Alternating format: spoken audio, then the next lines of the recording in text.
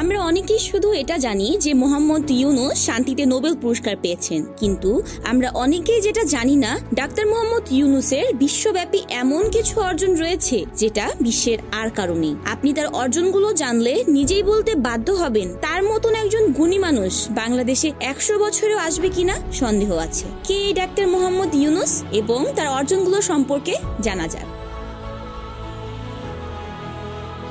মোহাম্মদ ইউনূস 1940 সালের 28শে জুন চট্টগ্রাম জেলার হাটহাজারী উপজেলার বাথুয়া গ্রামে জন্মগ্রহণ করেন।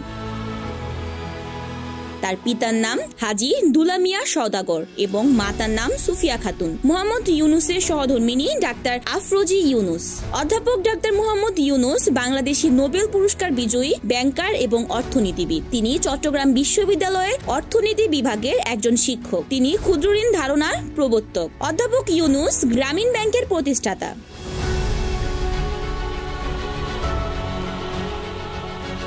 মোহাম্মদ ইউনূস ও তার প্রতিষ্ঠিত গ্রামীণ ব্যাংক যৌথভাবে 2006 সালে নোবেল শান্তি পুরস্কার লাভ করেন। তিনি প্রথম বাংলাদেশী হিসেবে এই পুরস্কার লাভ করেন। ইউনূস বিশ্বের খাদ্য পুরস্কার সহ আরো জাতীয় ও আন্তর্জাতিক পুরস্কার লাভ করেছেন। তার প্রথম বিদ্যালয় মহাজন ফকিরের স্কুল। চট্টগ্রাম কলেজিয়েট স্কুল থেকে মেট্রিক পরীক্ষায় মোহাম্মদ ইউনূস মেধা তালিকায় 16তম স্থান অধিকার করেন এবং চট্টগ্রাম কলেজে ভর্তি হন। সপ্তম শ্রেণীতে পড়ার সময় তিনি বয়েজ স্কাউটে যোগ দেন এবং বয়েজ স্কাউটের পক্ষ থেকে মাত্র 15 বছর বয়সে যুক্তরাষ্ট্র, কানাডা সহ এশিয়া এবং ইউরোপের বিভিন্ন দেশ ভ্রমণ করেন তিনি।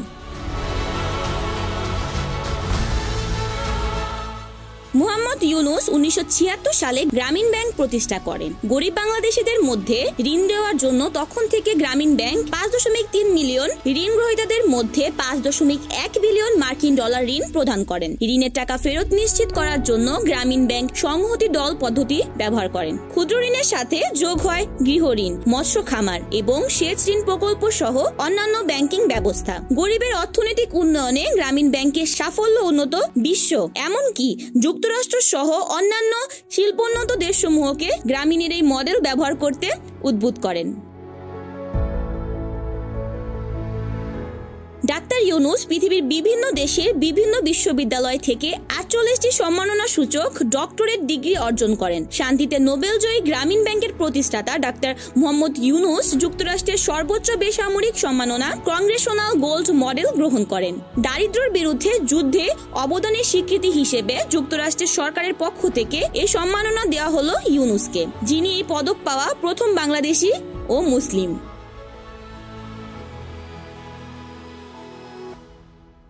বিশ্বের সর্বোচ্চ সম্পদশালী 2 শতাধিক ব্যক্তির সম্মেলনে নোবেলজয়ী প্রফেসর ডাক্তার মোহাম্মদ ইউনূসকে আজীবন সম্মাননা পুরস্কারে ভূষিত করা হয়েছে। 2013 সালের 5 মে বুধবার জাতিসংঘ ভবনে এই সম্মাননা জানানো হয়। জাতিসংঘে বিশ্বের সম্পদশালী ব্যক্তিদের এই সমাবেশের আয়োজন করে বিশ্ববিখ্যাত ফোর্বস ম্যাগাজিন। একজন সামাজিক উদ্যোক্তা হিসেবে ইউনূসকে এই আজীবন সম্মাননা পুরস্কার প্রদান করা হয়।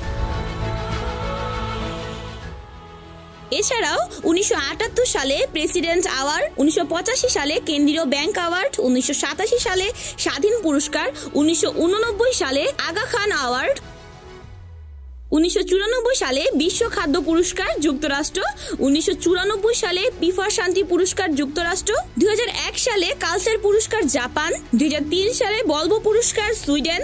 এছাড়াও তিনি 10টি দেশের রাষ্ট্রীয় সম্মাননা সহ 30টি দেশের 105টি সম্মাননা পেয়েছেন। তিনি যত ধরনের স্বীকৃতি পেয়েছেন সব একত্রিত করলে ভুল হবে না যে ডাক্তার মোহাম্মদ ইউনূস বিশ্বের সবচেয়ে সম্মানিতদের মধ্যে একজন।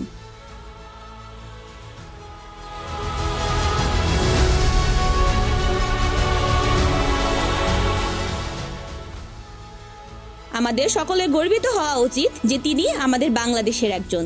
অরণি আক্তার, NN TV।